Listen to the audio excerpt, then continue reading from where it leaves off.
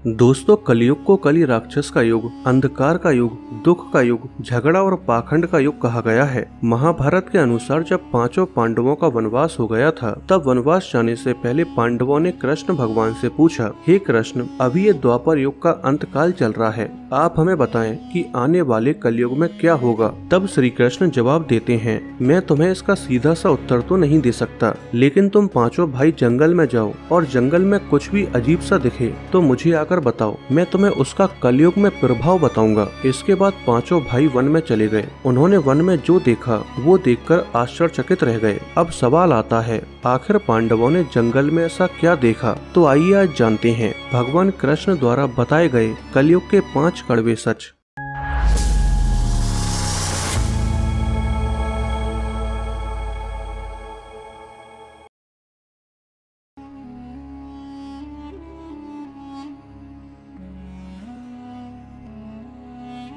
भगवान कृष्ण के कहे अनुसार पांडवों में सबसे पहले युधिष्ठिर ने जंगल में एक जगह पर देखा कि एक हाथी के 2 सूंड थे। ये देखकर युधिष्ठिर के आश्चर्य का ठिकाना नहीं रहा। अर्जुन दूसरी दिशा में घूम रहे थे और कुछ दूर जंगल में जाने पर उन्होंने जो देखा उसे देखकर वो भी आश्चर्यचकित रह गए। अर्जुन ने वहाँ पर देखा कि एक पक्षी जिसके पंखों के ऊपर वेदों की रचनाएं की हुई हैं और वो पक्षी मुर्दे का मांस खा रहा है। ये नजारा देखकर तो अर्जुन के होश ही उड़ गए। इसी तरह जब भीम जंगल में घूम रहे थे तो उन्होंने देखा कि गाय ने एक बछड़े को जन्म दिया है, लेकिन जन्म के बाद में गाय बछड़े को इतना चाट रही है कि उसका बछड़ा लहूलुहान हो गया। सहदेव भी जब जंगल में भ्रमण कर रहे थे तब उन्होंने देखा कि 6-7 कुएं हैं जिसमें पानी है और बीच का एक कुआं खाली है और बीच का कुआं काफी गहरा होते हुए भी उसमें पानी नहीं है। ये देखकर अर्जुन सोच में पड़ गए। नकुल भी भ्रमण पर थे और उन्होंने एक आश्चर्यजनक घटना को देखा। एक पहाड़ के ऊपर से एक बड़ी सी चट्टान लुढ़कते हुए नीचे आ रही है और वो कई सारे पेड़ों से टकराकर उनको नीचे गिराते हुए आगे बढ़ रही है। यहाँ तक कि विशालकाय पेड़ भी उसे रोक नहीं पा रहे हैं, लेकिन एक छोटे से पौधे का स्पर्श होते ही वो चट्टान रुक जाती है। ऐसा दृश्य देखकर नकुल को बड़ा आश्चर्य हुआ। इसके बाद पांचों भाई एकत्रित हुए और शाम को भगवान श्री कृष्ण को अपने अनुभव सुनाए।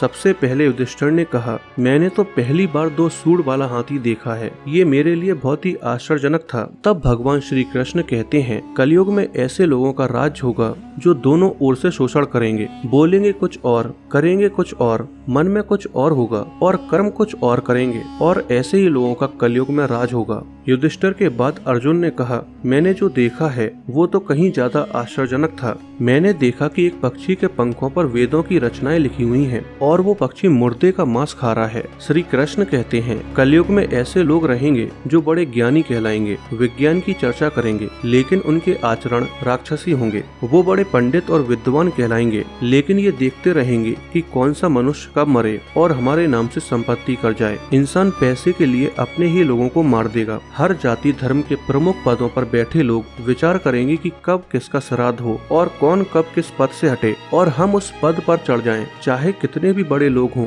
परंतु उनकी दृष्टि धन और पद के ऊपर ही रहेगी। अर्जुन के बाद भीम ने अपना अनुभव सुनाया। भीम ने कहा कि गाय अपने बछड़े को इतना चाटती है कि बछड़ा लहूलुहान हो जाता है। श्री कृष्ण कहते हैं, कलयुग में माओ की बच्चों के लिए ममता इतनी बढ़ जाएगी कि बच्चों को अपने विकास का अवसर ही नहीं मिलेगा। मोह माया में ही घर बर्बाद हो जाएगा। किसी का बेटा घर छोड़कर साधु बनेगा तो हजारों व्यक्ति दर्शन करेंगे। यदि अपने बेटे ने साधु बनना चाहा तो रोएंगे कि मेरे बेटे का क्या होगा। इतनी ज्यादा ममता होगी कि उसे मोह माया और परिवार में ही बांध कर रखेंगे। उसका जीवन वहीं खत्म हो जाएगा। भगवान कृष्ण कहते हैं, वास्तव में लड़के तुम्हारे नहीं हैं, वो तो बहुओं की अमानत हैं और लड़कियां जमाइयों की अमानत हैं और तुम्हारा ये शरीर मृत्यु की अमानत है। तुम्हारी आत्मा परमात्मा की अमानत है, इसलिए तुम्हारा अपने शाश्वत संबंध को जानना आवश्यक है। भीम के बाद सहदेव ने पूछा, हे श्री कृष्ण, मैंने ये देखा कि 5 से 7 बड़े कुओं के बीच एक गहरा कुआं बिल्कुल खाली है,